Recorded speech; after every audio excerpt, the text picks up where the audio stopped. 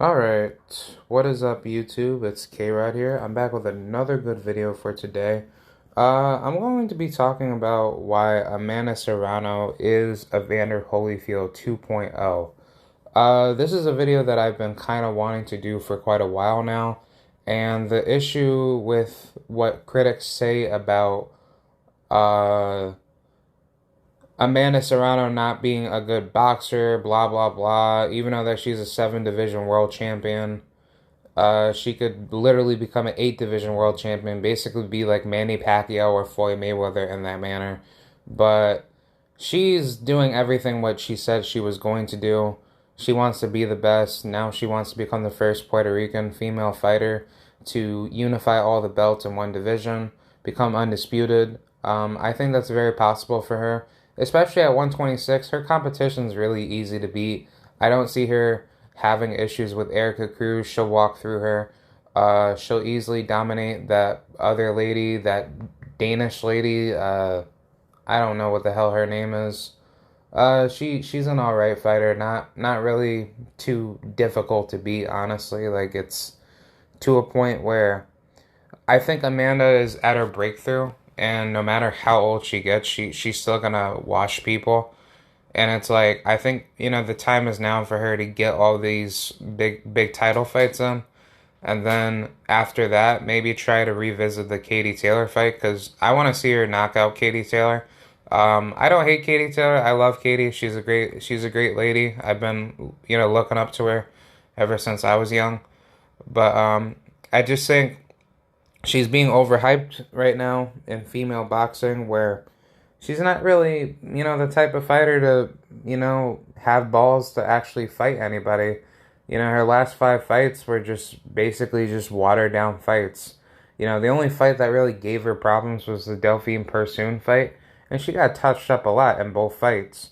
And Katie's defense, as many say, is like, oh, she's so good, she's technical, blah blah blah. And I'm like, nah, dude. If she was technical, she would not be staying in the pocket, and she would use a lot more boxing IQ, technique, defense on her opponents. And I find it pretty biased just listening to what DAZN says about her, because I think she gets paid like the most money out of all women in female boxing. I think it's like at least like, I think like a million plus, but I'm not too sure about that. I find that hard to believe, because boxing is such a low, poorly funded sport, and you'd be lucky if you actually got paid like $1 million every single fight, because that is almost kind of equivalent to what Devin Haney used to make when he was starting out fighting, when he made it to DAZN and he started becoming like a world champion. So I mean, yeah, good for him. He did everything right, and Devin Haney, he's making 10 times more money now. But it's like, for the women, you know, that should be the same thing, I guess. But I wouldn't say I guess it's, it should be like that. But the problem is that the supply and demand for women's boxing in the market is way different than men, because women's boxing is such a smaller market, because not a lot of people tune in to watch females go at it with each other. But for the men, it's a lot easier, in the sense of, like, the guys, they do have the ability to do their thing in making money. But the problem is that if I want to get a big fight, like if I want to fight, let's just say if I fight a heavyweight, if I want to fight like a world ranking contender like Andy Ruiz, and I'm not even up there, I have like 16 fights, but all my fights are very tough, rugged fights that do put me into the rankings. I'm still having to wait on other people. Hold on. Yeah. I'm still waiting on other people to finish up their fights on top of Andy Ruiz, to see where he's going to move with his career. And I don't know if I'm going to get that fight or not. And boxing should never be like that, because that's what, Amanda Serrano is going through. She's trying to get all these fights, and she's not able to, because one, she got fucked over by Eddie Hearn, And two, she's not being given the right amount of money for, the fight itself. See, Katie Taylor and Amanda Serrano is a big pay-per-view fight. Believe it or not, I think if you were to put the fight together, that would be one of the best fights in female boxing. But the problem is just simple that whoever is going to, back behind the fight and how much money is going to be put into it is going to probably determine who's going to make it out on top with the most money. And I think when it comes to money, Amanda will be the A side because she has more credibility to fighting bigger names. But Katie, if she's gonna try to pull off like a like a bait and switch to try to say that, oh well, me and Eddie will give you this amount of money, blah blah blah, and then come to find out that they screw Amanda over, then yeah, you're gonna be seeing some lawsuits over this. And I think Amanda, she doesn't really care about what the stipulations would be. Well, actually, no, she would have to care because she doesn't want to get screwed over, and her trainer and manager I guess manages her career. He doesn't want that for her, so they want to get all the money possible to make sure that both fighters go back home with a good amount of cash. Honestly, I really wish fighters did get paid for overtime because the thing is like you're having to pay out the fighter coming into the fight. And then after the fight, if the fighter does do well and the fight wasn't expected to be such a long fight, I think you should get paid for overtime if you knock somebody out or you stop them early. Anything in that level, I think it just makes, it kind of incentivizes the sport more to see more knockouts, or let's just say if the fight was really that good and then the fans actually did pay a good amount of money for the fight to be made. I think that's good as well. I think those type of incentives should be placed out there because that really does help the sport of boxing grow, in the sense that if you give fighters more money to perform better, then the fighters should have that incentive to go out there and fight better. But hold on, give me 1 second. Yeah, sorry about that. I have to throw out some garbage because I'm cleaning up around the house. But basically what I'm trying to say is that for this fight alone between Katie Taylor and Amanda the Real Deal Serrano, that fight would be one of the best fights to see. But it's simply just the money that screws up everything. And I really wish that Eddie Hearn, if he actually just had, I don't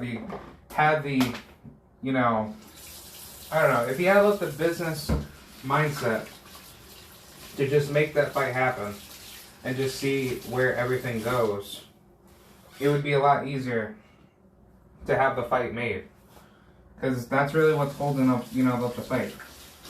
See, now, the reason why I believe Amanda Serrano is basically another Evander Holyfield is technically based on what her skills are. If you look at both fighters, Evander Holyfield is completely different in terms of technicality. But when you look at styles, as in styles do make fights, Amanda does fight like Holyfield stylistically. As you see her jab is almost, very similar to Evander's jab. Very crisp, very timid, not trying to overextend with any punches. She's basically using her advantages over disadvantages.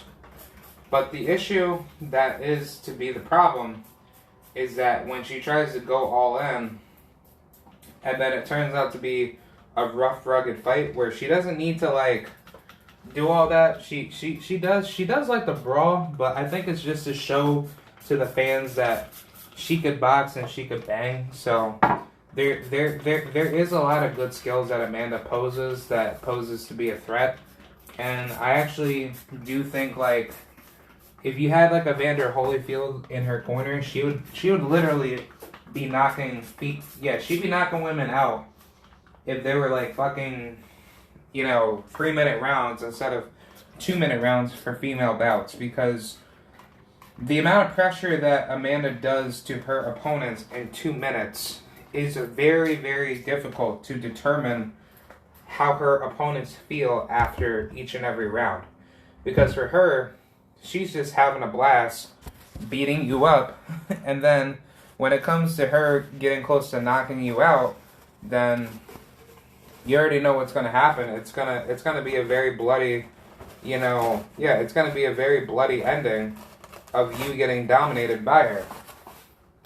So the thing about Amanda is just simply that her style presents to be such a big threat, and she knows how to facilitate the right moves to outread you off your decisions in the fight. And when you look at Evander Holyfield, if you just take a look at him versus, I'll use like Mike Tyson. He basically outread Mike Tyson. He knew what Tyson was going to bring to him, but he didn't know what Tyson was going to throw at him. But once he found you at your right spot, he basically nerfed it by over countering the punches that you were going to counter with. So he used like the right, chess making play to basically make you uncomfortable with a position where I would say he would position his stance to make sure that his punches overlapped your punches, so therefore you don't have like a rhythm into how you punch properly, making you uncomfortable in the fight, so therefore he over dominates you late game into the fight. And that's how I kind of see it with Amanda, because Amanda, she fights just like that. Believe it or not, she's a very, very versatile, just like Holyfield. See, now, the only weakness that I ever really see out of Amanda is that she overextends a lot with her punches. And I think that's just simply because that she kind of falls in love with her power a little bit. But she doesn't really have too many holes, honestly. She's very disciplined in knowing when to stop going in too much.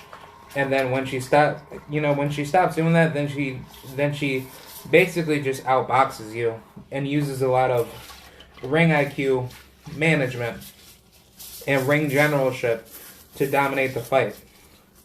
So the thing is just simply that Amanda Serrano, she has more tools in the bag that she doesn't need to use, because she already figured you out. She already knows what you're going to bring before the fight even starts.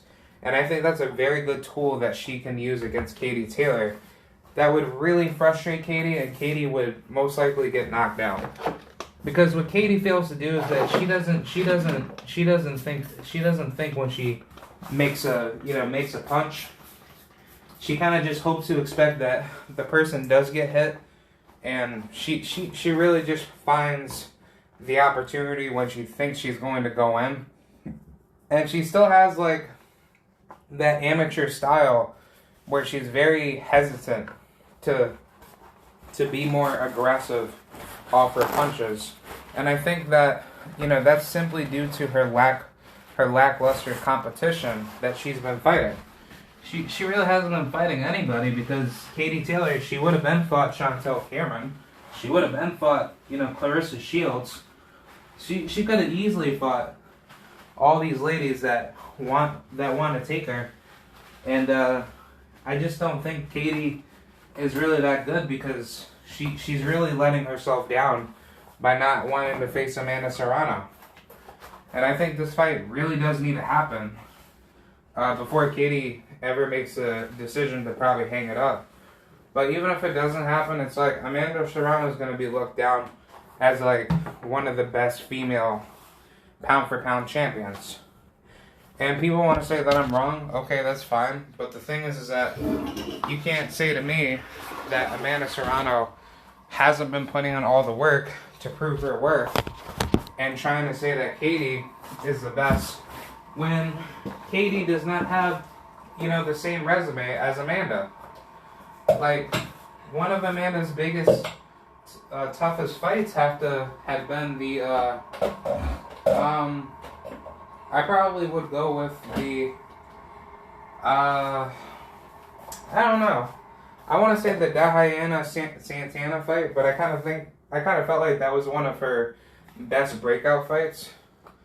But I say maybe that the toughest fight for Amanda probably would have been the I don't know. There's like a lot of names that I can't really say off the top of my head, but maybe the Marlis Adorno fight. There was like this one lady that really gave her a lot of issues late game into the rounds because she kept getting hit a lot. But when Amanda started to like make the adjustments very quickly and dominate her, then that's when Amanda did her thing. Because she knows when to like make those, you know, adaptations very quickly. And she does not let you just like run right past her. You like you know, if you're gonna hurt Amanda Serrano, you have to go through a battle with her. And she's gonna make you very extremely exhausted with the punches that she throws at you. So it just shows that Amanda, she's very versatile by making a tough fight into her fight. And she could still win the fight even if, you know, even if it looks like that she is tired or she's going to break down. But it's like, we've never seen that out of her because she's so disciplined and she's so good at what she does that you really can't say that because Amanda knows when to, you know, select her punches against you. And she knows when to give you, you know, but the biggest punches that are going to hurt you the most. And I think that, you know, when you look at her knockout, it's not just because she's fighting lackluster competition. It's because that she's setting up with the right punches, similar to what Evander Holyfield did with his knockouts, where he doesn't need to hit you early and just get the easy win. He likes to progressively outbox you. And that's what Amanda, you know, like that's what Amanda has been doing. She's been simply outboxing, she's been simply outboxing her opponents to dominate the fights. And when she outreads her opponents, she makes it look too easy because she already knows what this opponent is going to do. So that's just pure boxing, you know. Yeah, that's pure boxing ring IQ to actually understand what the opponent's going to give to you before you step inside, you know, the ring. So the issue that may seem to be concurrent out of Amanda is just simply her over aggressiveness in the ring, where she tries to brawl a little bit too much. Not saying she kind of acts like Terrence Crawford in a way, but I mean that was kind of the weakness with you know, Evander Holyfield, where Evander Holyfield he took way too many unnecessary exchanges, and then he let himself get hit at times when he shouldn't have. I mean, if you even look at the James Toney fight, James Toney was basically just out trading at the right time, and Evander, he made the stupid decision to fight off of his back foot, which Amanda, she does very well at that. She could easily fight off of the back foot, and she doesn't even lose balance when she gets hit because she's so good at transitioning the defense to offense very quickly, and her reads are just absolutely insane. So honestly, the issue is just simply that the the aggressiveness of her offense is a bit overextended, and that's basically it. Because Amanda, she already knows what she's gonna do inside the ring, but the problem is just simple that she doesn't have, you know, the right time to stop at a right particular rhythm to make the fight go a certain way. She kind of just goes all in, and then whatever happens, happens. And she knows when to adapt when the tempo gets fast or it gets slow. She makes it look too easy, and I think that's the definition of a true champion. You know, you have to make those adaptations quicker than your opponents, and once you're able to dominate, then it's easier for you to win because nobody else is going to do it but you. So I really do credit Amanda Serrano. She's one of the greatest women I could ever look up to. At one point, I thought she wasn't really, the type of fighter that everyone thought of her to be. But then again, I was young and I didn't really get into boxing as much as I used to, or as much as I do now. But as I got older, she just naturally clicked to me because she's just the type of fighter where she makes you like super shocked about the things that she does inside the ring, and she's heavily talented in so many different ways. So my final message to Amanda Serrano is thank you for everything. You are one of the greatest women ever. I will continue to keep supporting you and stand behind you for the Puerto Rican bloodline. And I really do appreciate everything that you do, because you're doing the things that Clarissa Shields is doing and not many women don't want to do. You're promoting yourself in the sport of boxing, and you are dominating in the sport of boxing.